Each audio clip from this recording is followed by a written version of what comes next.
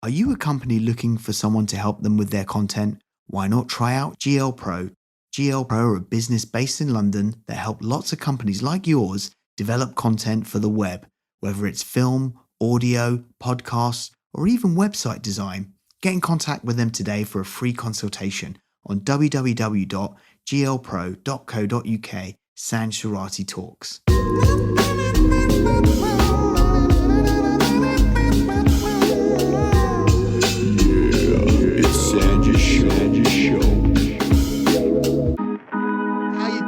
Welcome to episode 5. We have had such a wonderful response following on from the last few episodes. Loads of people are getting involved. Loads of people have questions. Loads of people are sending remarks, etc. And it's brilliant. And I'm so happy that during this really tough time, people are starting to debate about some of the things that we're talking about on this podcast. I have got an amazing guest for you. A fantastic musician, a great songwriter who I've only just gotten into. Fantastic PR company called All About Promos contacted me once they heard about this podcast that we're creating at the moment. And they introduced me to the amazing, and I want you guys to start clapping your hands, Mr. Joe Cang. Hey. How are you? I'm all right, but it is pronounced sang. Is it? Yeah, it's weird, strange, but true. That's cool. I'm ever so cool. No, this has been. I've had this. This has been a perennial. Well, it's fun because my name's Sanj, and I get all sorts of things. Like, you know, I phone people, and I'm like, "Oh, how you doing? It's Sanj." And like, "Oh, Andrew, yeah, I'll put you through." It's like, "What?" Andrew. We probably got the same dentist appointments. That's awesome. So, how are you? All right, man. Yeah, I'm good. It's Blur's Day, isn't it? It's just, I've got my studio set up back at home now. And actually my girlfriend's a fine artist, a painter, and she moved her studio as well. So she's in the back room, bedroom, painting, and I'm in the front room making music, and we argue in the kitchen. Well, that's great. So, I mean, that's quite a creative space. Yeah, it's good. It's we go a bit late. That's the only, we're a bit like that anyway. So it's it's quite an unformulated day structure. I think a light way of putting it. Yeah, but it's good. You know, we're doing all right. Whereabouts are you based? Crouch End, North London. Okay, cool. And have you lived there all your life? No, I've been here for quite a while. But I'm from Camden Town originally. Yeah. Okay, so north of the Thames, London-wise, but I've lived all over actually, but I'm always generally this is kind of I've sort of returned to the start. Yeah. So there's lots of people that are listening to this podcast at the moment. Some of the guys that are listening will know you, but there'll be some people that don't know much about you. It'd be great if you could give us an introduction about you and, you know, just a little bit about your history, if that's great. Yeah, sure, man. Okay. Well, I'm very young, really handsome, and just, no. Well, I started playing music, really from the beginning. I used to just bash out songs as a kid, as like a young kid, like 8-year-old, 9-year-old, singing songs on the guitar.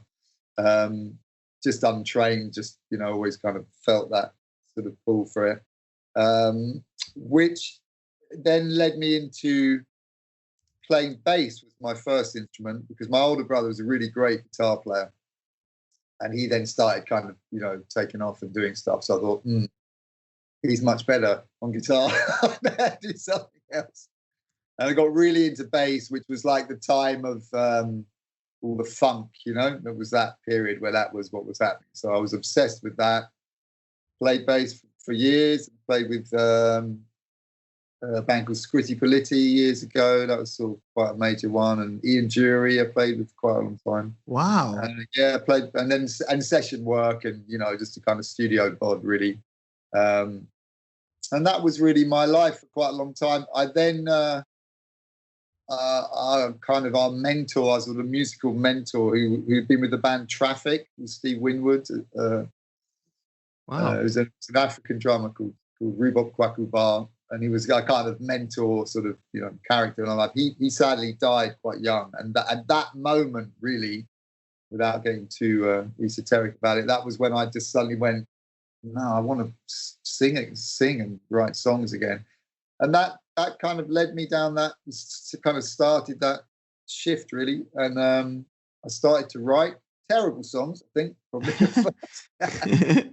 and it just became my sort of just my that instinct kind of came out, and the beauty of writing songs and the frustration sometimes, but the whole it's a very different headspace from being a musician, which was, you're kind of a hired gun, and it's less, I don't know, always this felt really like a bit of a homecoming. Wow. And that led me to meet a great manager that sort of took me on. And we then, in quite a short period of time, actually, I signed to Arista through Clive Davis. Right.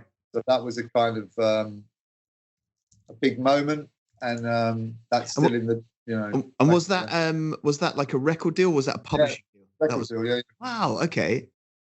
So that was like when it cost a fortune to make records, and believe me, we spent an absolute fortune. I mean, it's hysterical now, the amount of money that was around, Yeah. I mean, it was kind of coming into the end of it, but when studios just cost, I can't even tell you that. I mean, it was absurd, but that's what it cost. There was no home recording, really. All of this, everything we're doing now, I mean, literally, I've made records here, and you couldn't do that. So, long story short, the record did come out. But my manager said your album. He was very well spoken. Actually, he is very well spoken. He said that your album wasn't released, Joe. It escaped. So that was. What era was that in? Well, that's 90s, early 90s. Oh, okay. Yeah, I'm quite old. And so then after that, I kind of had a little bit of a gap. I was traveling a little bit. I was very into yoga in that time. I was in India a bit, and I was in Canada, and I was just moving around. I kind of had a bit of like, let me get out of this for a minute. But then the kind of magnetic pull of it all drew me back, and then I was more into songwriting. I signed a new publishing deal, and then I started writing with a London band called Aswad, reggae band. Yeah. We wrote quite a lot, and then we had a massive record song called Shine. Yep. And that sort of changed things quite a bit, made a bit of cash, and that sort of took me more into the writing experience and the co-writing experience, which is often quite, I don't know, it's sort of liberating and obscure at the same time. You often just meet someone who you never met before, quite often will never meet again, and write quite an emotional, it's like a really unusual first date. It's sort of like you're very open, and everyone's often quite sort of yeah sure, it's going whatever you want to do, like that. And yet you want to kind of get something done. So I got really, really into that. I've missed a bit, actually. I did also play with a lot of the South Afrikaans music world for quite a bit. So there's quite a lot of African influence on my music as well. I don't know, it's varied, it's strange, really. But from that writing point on, I just, I guess I've had a few others with Hall & Oates, and various people. And I've been fortunate and stayed with a great publishing company for the last few years. Which publishing company is that? Reverb in England and the Reservoir in America. So it's a split company, shared company. Okay. I think I'm saying that the right way. I'm not going to get a lawyer's letter tomorrow morning. And then they sent me to Nashville. So I was actually meant to be in Nashville now. Right. So because of all this, luckily I hadn't bought. I was just about to get the ticket. I was kind of going to go via a couple of places. And that would have been my third trip to Nashville. Wow. In fact, there's 2 songs on the new album from the last Nashville trip. And that's an experience. I mean, I loved it. Fell in love with it there. First time I went, I fell in love. I was like, that's it. I'm going. I've got to go. Trying to get my visa, and was like, I'm going. And my publisher, she's pretty wise, been in it for a while. And she said, yeah, just go again and have a look. And the second time I was a bit sort of, just looked a little deeper. Yeah. I mean, it's a strange place as well. But I've heard, yeah. I mean, I haven't been to Nashville. It's definitely on my list of places to go from a kind of music mecca mindset. One of my close friends, a guy called John Miller, who's the head of BMI in Europe, and he goes out there every couple of whatever, and he's like, it is for songwriters. It's a very good place to be. Right place, yeah. Well, it's all. I mean, well, my impression the first time was probably completely sort of, extra strength rose-colored glasses, but I was just kind of, wow, everybody's as obsessed with songs as me. And it's not only country, although there is obviously the country thing, but there's just the storyteller element, and the obvious kind of heritage is just in the air, but it is the South, I'll just leave that there. I think. Yeah, but, there's a lot of guns around. There's a lot of churches, a lot of guns, and there's what can I say? There's very little diversity. Let's put it like that. And when you say there's very little diversity, does that affect the songwriting process within Nashville? I don't think I couldn't really say I'm qualified, and I guess it's always a bit personal. But I mean, I just found it strange in like as I said, I was there twice, and I think each time was more than 2 weeks, and I was working every day, often 2 sessions a day, right? Wow. Literally often finish a session in mid-afternoon and then be on for an evening session. But it was intense, and I didn't work with anyone who wasn't Caucasian American, and I found that it's just a bit strange, Yeah. As a Londoner, that felt strange. But, no, absolutely, and it is. I mean, it is a different part of the world, even though it has prominence within the music sphere. It is, it is that part of America that you would associate generally with. It's kind of, it's kind of like LA. Like LA is completely different to totally different. And I guess I'm assuming music epicenters function like that all over the world. They have a very different. So, yeah, there is definitely a vibe. I mean, New York's always got that really intense kind of, if you're not working, you feel really like agitated. And, it's gritty. What time is it? Really gritty, and you feel like you've had about 3 coffees without having any. But I suppose also in Nashville. I mean, the other bit that was strange for me, anyway, was that no one else seemed to find that strange. I mean, I kind of mentioned it, and people were just like, So it's, but as you say, it is a bit. This was pre-Trump as well, so I don't know how it is now, where maybe some people that feel certain views are legitimate, or maybe a little more upfront. I see what you mean. Yeah, kind of. Oh, now I can open up about this. I wonder. Yeah, rattling in my mind. Yeah. Yeah. So you mentioned that you were doing like 2 sessions a day for 2 weeks, which is quite. And you had a few questions with regards to the atmosphere, and no one really minded. Is there an aspect to the Nashville music scene that's quite kind of glamorous? Like a bit kind of like. I mean, as I say, I really would be on shaky ground to come off like I know too much about it, because other people I know have been going there for years, and like they really, they've been going for maybe 8 years, working all the time and built up relationships, which I haven't. Although I met some really cool people, and as I say, two songs on this latest album are from there. So I wrote some stuff I thought was great. It's a fairly tight community, I think, from what I could pick up anyway. That, like, I mean, hey, everyone's a writer if they want to be a writer, right? It's no one stopping you. But I think the people who are actually functioning at a kind of realistic level is probably a couple of 100 people, Oh, okay. That's interesting. I mean, John Oates lives there now, and he was, I think he's there half the time, and he was really cool. We kind of reconnected, and he took me around a bit. But there's an old school Nashville. I mean, there's amazing live music. I mean, if you like the kind of, also the sort of more country bluegrass kind of stuff, just to hear it, and it's not expensive to go and see live music, just because there's a lot of it. Yeah. So, you know, for like $15, you'll go in somewhere and it will just be a killing band, you know. It's quite a big party town. I mean, it's a big tourist place on the within America. Right. Well, there's quite a lot of tourism, music tourism going on. Yeah, I don't know. Is there glamour? I think a lot of people. Well, I mean, you would know this well, I'm sure. Like, I mean, once you're actually in music, it's not. I mean, it's a phrase that we quite often use between writers. It's like, oh, the glamour. Yeah. When we're like, you know, when you're kind of loading the van after a gig with a flat tire or something. You know?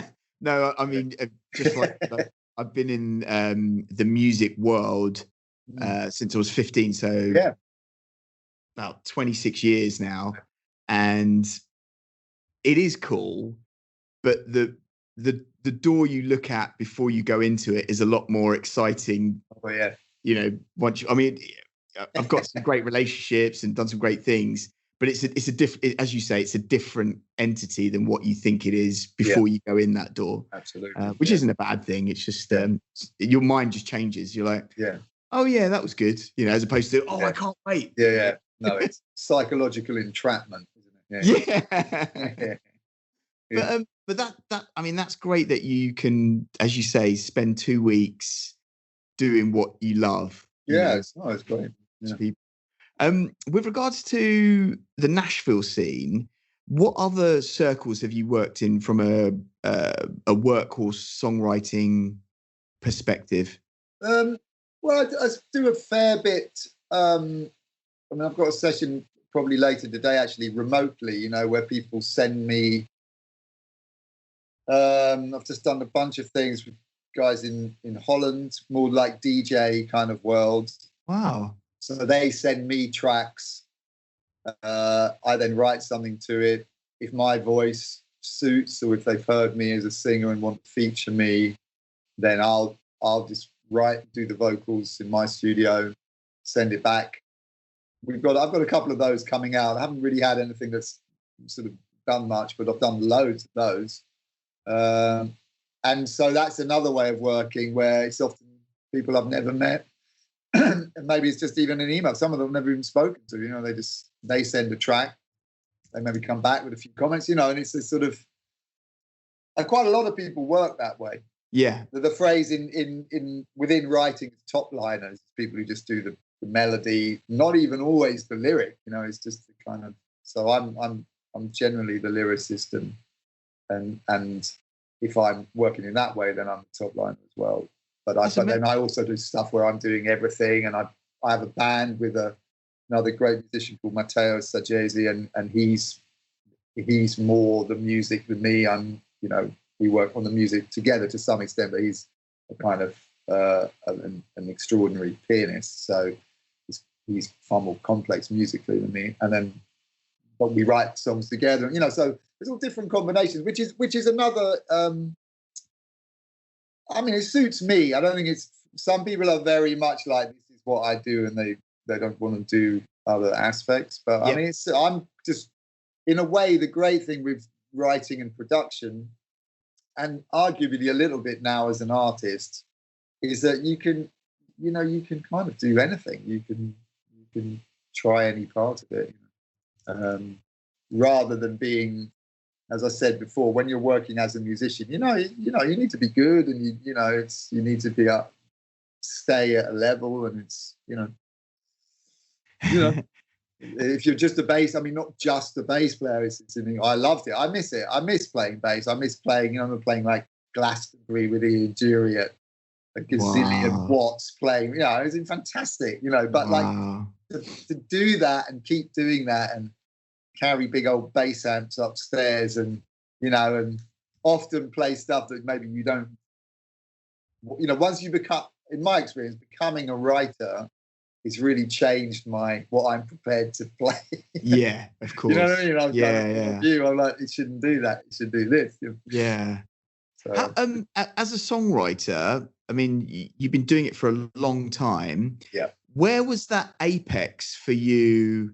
Because it sounds like you're really busy at the moment, like you're going places, you're working with people, as you say, like people are contacting you who you've never met before, and trust and value your time and are trusting what you're doing. Where did that that apex occur from where you were really pushing yourself as a songwriter to get work to now being someone that people approach to write things for? Does that make sense? Yeah, it's interesting. I mean, I'm never quite sure. I mean, obviously everyone's always, particularly now with the sort of the way the world or a large part of the world works, you're kind of on this social media, you know, you balance between self-promotion and chronic narcissism is fairly fine, you know, narrow bandwidth. I guess it, for me, it's probably since being in this publishing deal, I've kind of got a bit of support where that I can reach out to certain people and other people can contact me. But probably on a kind of more internal level, it's since I have been able to make records completely within my own realm. Right. So since as the whole kind of cost structure and stuff has changed, you know, I've got this new album coming out and 2 more kind of backed up behind it. And we're working on a new EP for the band and lots of other sort of projects I'm connected with. So the fact that one can do it, you can move between things so easily now. I think that's given me the feeling of that being a change. I don't know if that's quite answering your question in terms of, I mean, I haven't had like a big hit for a long time that I can mark as like, okay. I mean, I know when we had a song out quite a few years ago with Matteo, which was a song called Make Love that got quite a bit of airplay, and we independently got playlisted twice in a row, which was kind of unusual without a company pushing it. Yeah. So, you know, we sort of backed it, you know. And that was a great feeling. But it then exposed, like, we didn't really have anything else in place. You know, we were like, oh, no, right, okay. You know, we didn't have a tour. We were like, had an album, but that's, I'd just come off the road. I was playing for Marianne Faithfull for a year or so. Wow. Was in her band playing few instruments, and, you know, there was quite a long tour. So I made this album when there was a gap in the tour. Yeah. And obviously I was earning enough money. So we went into an amazing kind of old vintage studio to make the record. And then, you know, quite soon after, we got this sort of result with radio. But then you're like, we don't have the machine. But, I mean, that kind of, again, that exposed, like, as soon as you have something that's getting a lot of public attention, like organically, then, you know, the world starts to sort of approach you rather than you kind of waving your little flag, you know. Yeah. So, yeah, it's, I think the probably honest answer is tomorrow. Just talking about this current digital democracy that we're in at the moment. When I say digital democracy, allowing people who are creative to express themselves in a more efficient and easier way. So you mentioned how back in the day you'd have to go to a studio and you know do X, Y, Z, but now you have the tools around you to allow yourself to be creative. Yeah. I heard your new single, which we're going to talk about a little bit later, and it sounds, from a production point of view, sounds amazing. Thank you, man. So talk to us about that process. Where did you record it? That's well, yeah. There's. I basically finished this album, Slowtime, and we had 2 singles which are out now, and we had, as you mentioned, all about promotions. This is who I've been working with. It's been great, and that's. So, you know, we were going through the process and we were picking up some places. And then I literally just had that. I mean, I hope this doesn't come across pretentiously. It's just, you know, I was just in the middle of all this kind of weirdness was just really starting to take hold. And, you know, sometimes songs, you know, it's kind of takes a bit of work. This one literally just arrived. I was just sitting on the couch here playing the guitar. I went, wow, okay, wrote itself. Wow. And I was thinking, like, oh, I finished the album. I was actually been I've always got a bunch of songs on my phone, and, you know, there's songs, you know, but, you know, you kind of try and bring them in some format. Anyway, I just thought, nah, it kept nagging me for a couple of days, and I said, okay, I'm just going to do it. And that was written and written a couple of days before, probably recorded in, I don't know, a day, probably here in my flat. In your flat? Yeah, but that's, the level. I mean, okay, I've been doing it a while. I've got good equipment, good instruments, good microphones, and I'm reasonably experienced now. And I just did that all here in my front room because I've had to move from my studio. They've closed the whole place down. Right. And then I decided it needed a sort of some kind of majesty. So I called a friend who's a great brass player, sax and flute and stuff, sent him the track. We do a lot of trading. I play bass and whatever on his stuff. So he owed me a session, I think. So he played a bunch of saxes and flutes on it, sent back the files. I mixed it here. I sent it through Dropbox to a friend who masters. That's it. Wow. Didn't leave the house. That's amazing. I mean, that's really inspiring. And for many reasons. One, the process. I mean, that's the dream, isn't it, for any songwriter? It's amazing. It is. Which is brilliant. But the second thing as well, when because Luke approached me out of the blue, and he's Luke from All About Promo. He's forward me a couple of artists. You were the first one, and in the heading was something like, "I've got this artist who's written this song for the moment." And I kind of took a sigh. I was like, "Oh God, someone else who's trying to do something." Yeah, well, no, exactly. I know. And then I listened to the song and loved it, and it stuck in my head. And it is personally, I think it is an important message for now. Like that's what I believe. And now talking to you and hearing about that process and how it's come into your mind and you've delivered it, and now it's it really was like that. I mean, I know often people kind of, one does obviously slightly massage things sometimes for the sake of a good story, but that is honestly what happened, and it's just sometimes I think I changed the line. Actually, I think there was a line that I thought, oh, that's maybe a bit. I thought actually let me say this, which is a bit more what I would want to say now to give a bit more. Yeah, because I mean, it just feels such an unknown moment. My mother's elderly and lives alone, has some care, and we see her daily or every other day, my brother and I, and so it's real. She's lost someone very close through this. I'm sorry. It is real. Thank you, but it is real. It's kind of weird, and it's been such nice weather, and it's like a weird holiday. I said to my neighbour the other day, it's like a cross between Sunday, Christmas, and Armageddon. It's like weird. It's really confusing. We all put loads of food in, and we're like, what? Yeah. So it's very odd, Absolutely. Well, I mean, one of my questions was going to be, how do you stay productive, during this current COVID-19 lockdown? Yeah. I mean, how? I guess. Yeah, I mean, there's been a few. We don't. This is probably the honest answer. Well, I suppose my day kind of stretches pretty late. I don't get to bed before 2 a.m, really. So it kind of, the beginning part is practical stuff, and it blurs into a bit of sort of vaguely domestic stuff, and then it goes through emails and talking to people and thinking and pondering, and then by late afternoon, usually it gets a bit more creative. Right. So it's sort of one of the nice things is I haven't had there's not so many people saying, oh, but my girlfriend saying, but we're going for dinner, we're going to see these people. There's none of that. Amazing. So other than doing a bit of shopping for my mum and I've been going for a walk. It's quite steep where we live, so I've been going and pounding up and down the hills to keep the body going and doing a bit of working out and stuff. But other than that, man, there's more time. And it's quite. I'm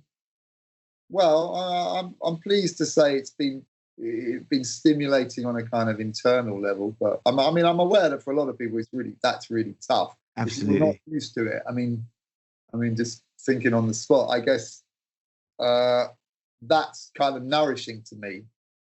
I would say probably to most writers to some extent, just to have time to be quiet, because a lot of songwriting. Again, in my experience, is just sitting quietly, waiting. Yeah. So it looks like I'm just looking out the window, but I'm working here. So, but if you're not used to that, if you're used to a very, very interactive kind of high octane, it's probably I'm sure it's very difficult for a lot of people. That absolutely, yeah. Well, no option, even for me, where we live is quite nice, so it's Yeah. good to go for walks and stuff. Right. But it's just that stimulation in your mind, you know. Just you need to. It's good to express yourself in a certain way, and you just have to kind of think about that in a mathematical way. Like, how do you break that creative bug down so that you get something out of it? You know. Exactly. Yeah. I guess that's really. Yeah. I guess it's exposing quite a lot of. What's real and what isn't real. I mean, I wonder how that's going to develop. I mean, like, I think I've used a quarter of a tank of petrol in the last 2 weeks, and that's, as I say, that's literally going to my mum's and back. That's it. Yeah. So it's things like that. You're like, yeah, do we really? Hang on a minute. What am I normally doing? Like, where you know, how much energy is kind of wasted on.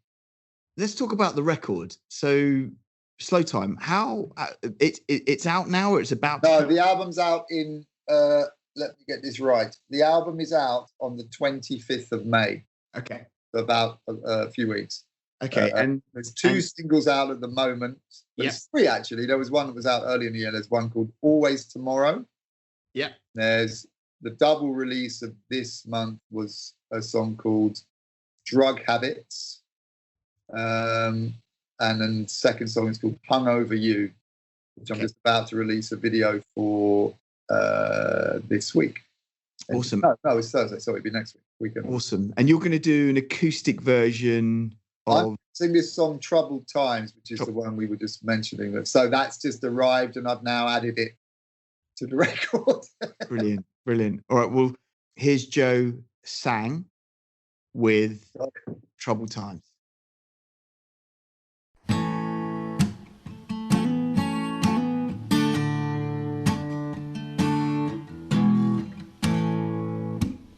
In these troubled times, we all need someone who can humanize, someone to rely on when resolve is weak and compasses are broken. In these troubled times, we all need someone with these danger signs, hard to keep hoping. All we can try to find is better ways of coping. When they criticize, split your heart wide open.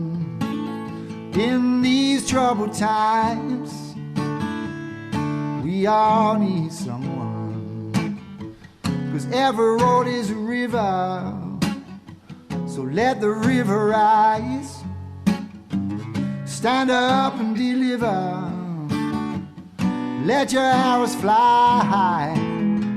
In these troubled times, we all need someone who can sympathize, someone to rely on when resolve is weak and promises are broken.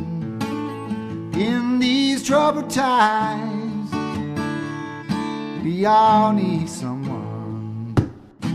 'Cause every face is a mirror, and you always get a second chance. But just a little bit bitter, might just be that greener grass. But with these danger signs, hard to keep hoping. All we can try to find is better ways of coping. When they criticize and split your heart wide open. In these troubled times, we all need someone. In these troubled times, we all need someone. In these troubled times, we all need someone, someone. Wow. That's amazing, man. Thanks. Well, it's quite early for singing. It Sorry, sounded really good. Thank you, man. Sounded really good. When's that single out? That's out. Well, actually, I need to speak to Luke about that. It'll be soon. It's just that we already had these two planned and kind of in the system to go. So it may be, we may just, I mean, again, as we were saying before, we can release something at any time. So Yeah, I think they're just about to present that to radio and awesome. the world as it is, and see what we find. Awesome. I'll put Luke's details in the liner notes. So if anyone wants to contact, if they're listening via the podcast or via YouTube, that was beautiful. Really Thanks, beautiful. man. Thank you so much. My pleasure. I think that's one of the earliest sessions I've done. Was it 11? Oh no, it's called 12. We're going to touch on a couple of other things a little bit outside of what we discussed before we go into the outro. First thing I wanted to talk to you about, you did a bit of yoga in India. I was really, really into yoga for quite a few years. So I got into it when I probably got into it when I was about like 18, 19, something like that. Okay. No, that's not true. Sorry, that's a lie. That's a complete lie. Live on air. Lies on air. That's the name for sure. Yeah, I think it was early 20s, and I moved to the countryside, and I just I became really, really involved in it. I mean, bear in mind, this is kind of well, I was always the only man in any class. It was just really unpopular. It was really kind of a bit of a kind of tiny world then, but I did get really, really into it.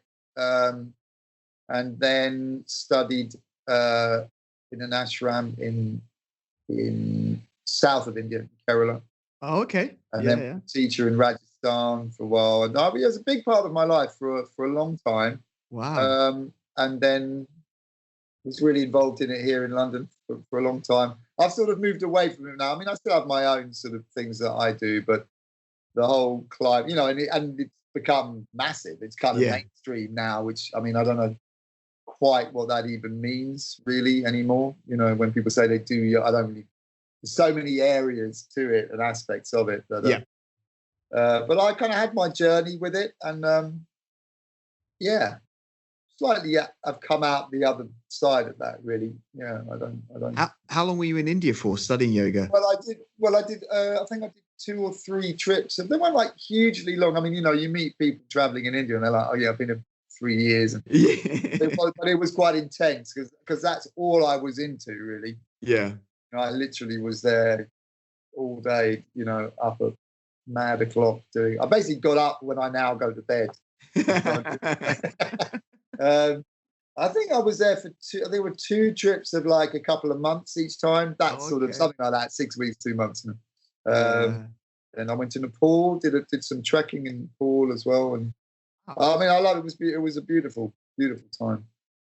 You mentioned that you did a few shows with Ian Drury. Yeah, I played bass for Ian after the Blockheads. He had a band called the Music Students, and I played bass. Band that we had with the guy that had written a lot of that album. We had a band together, and we were the support band initially. And then he had to drop out of the tour, so I became the bass player for, I don't know, like a year and a half. That tour. Wow! And it was great because it was. I was telling this to someone the other day, and I didn't actually I hadn't really thought it through, and which is that I used to, when I was, because I didn't go to school. I was kind of politely asked to leave school quite young, so I spent a lot of time at home playing bass. And I remember kind of like the first Ian Drury album, New Boots and Panties, has amazing bass lines. It's a great bass player, Norman Watroy.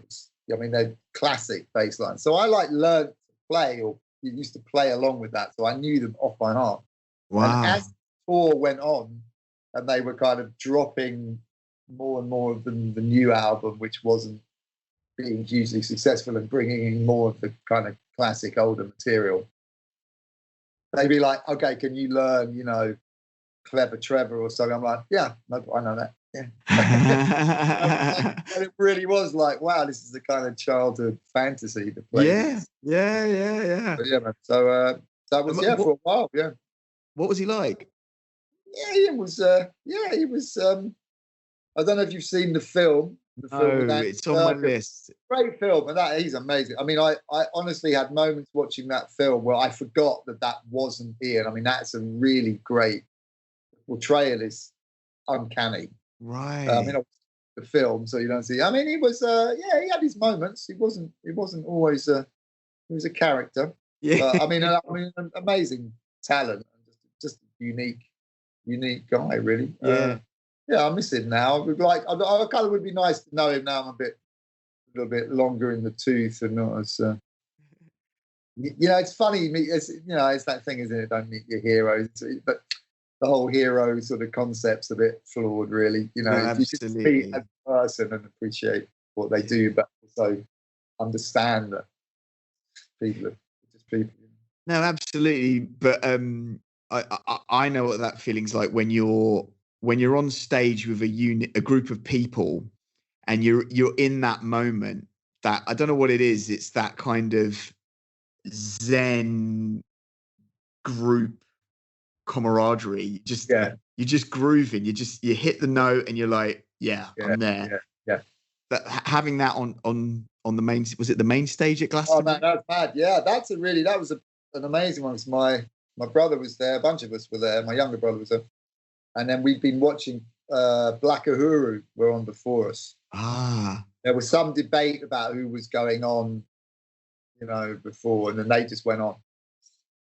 But I was just in the crowd, and I suddenly realised, like, I'm going to be, like run backstage, and they were kind of annoyed at me. I like quickly get, and then because Glastonbury, you're on like that, right? Sound check. I mean, you're just on, And we came out, and it was just sun was just setting.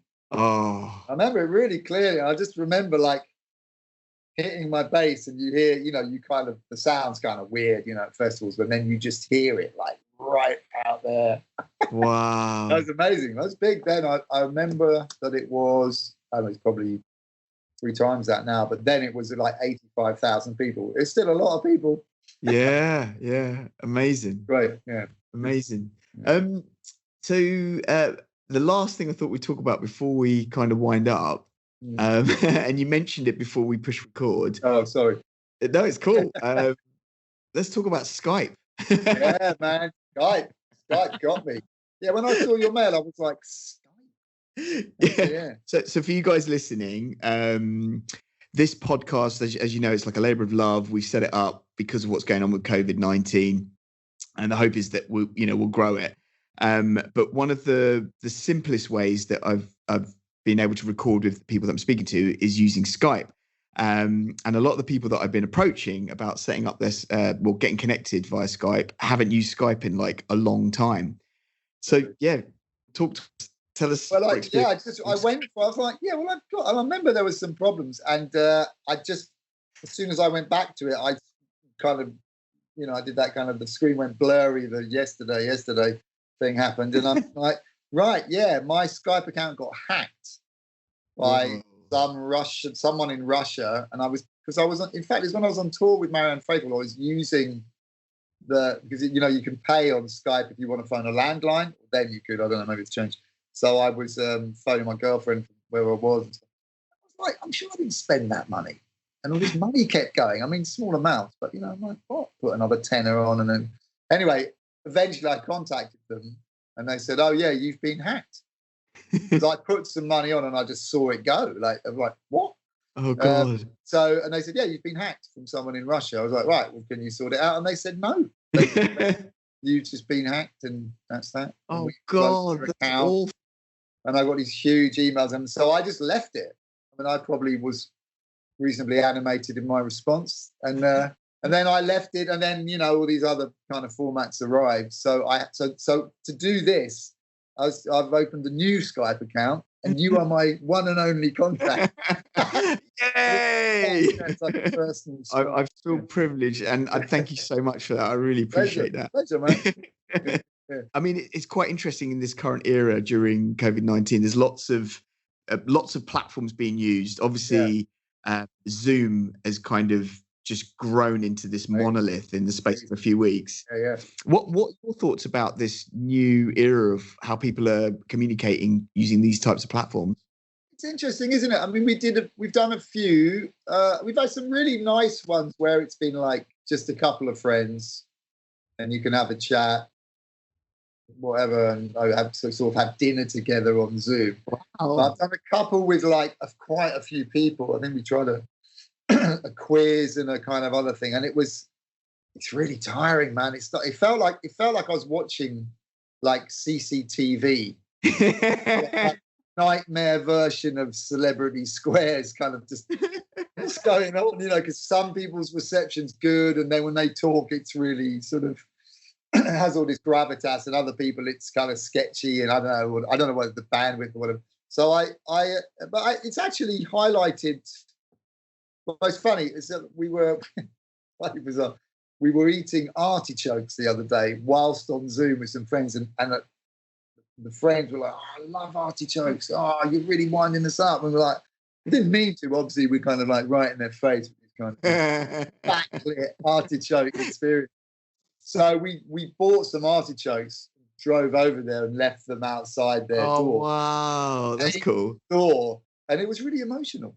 Yeah. I mean, they got quite, and it's sort of, I don't know if that explains it really, but it's like you really, I'm missing it. I'm really missing actually just seeing people. Yeah. It's quite different. It's more, I mean, obviously I'm here with my partner, and the neighbours are friends, and there's a lot of people, upstairs neighbours kind of isolating with us. So there are people around, but yeah, it's different. It's not totally real. Different. Yeah, no, a lot of the tech advocates who are really trying to, who push this technology on on everyone, say it's the future, but it's not the future. I mean, it's part of a future, but it's not the future. It solves a problem, and it's brilliant in many ways. But I mean, I've also got another friend who was in the group, and she's, I think, partially deaf. She was really struggling with it. It's because it's all slightly delayed, and as I said, I think it's really tiring. I didn't expect that. You feel quite knackered afterwards. Absolutely, yeah. I mean, we've got like a group chat we do with our close friends. Yeah. And we kind of level it at like 30 minutes. Yeah, I agree. That's about right. Yeah. You kind of feel a bit, I don't know, as you say, it's like you're watching CCTV. Yeah. I love it. Like some weird car park, like a crime being committed in top left, Joe, you've been amazing. Thank you very much for inviting me. Oh no, mate, you've got a new fan for life. Honestly, I love your music. It's been a real pleasure speaking to you. If anyone that's listening, if they want to contact you, what's the best way? Yeah, just Joe Cang, spelt Cang, JOECANG.com. That will take you everywhere. Instagram is JOE_CANG_official. I had to do that one because someone else had the others. And Facebook is Joe Cang Music. Okay. But the website will take you everywhere if you're not sure. Yeah. Brilliant. Yeah, come and have a listen. There's plenty coming out. Please do. And guys, if you're listening to this and you want to share anything, or if you've got any questions, please make sure you use the hashtag Sanj Surati Talks. Cool. All right. Well, Joe, it's been a real pleasure. We've hit midday. Amazing. So you're about to wake up now, is that right? Yeah, 100%. It's like this weird dream, yeah. But thanks so much for your time. Pleasure, bro. And yeah, I'll see you live when you're touring next. I look forward to that. All right. Stay safe.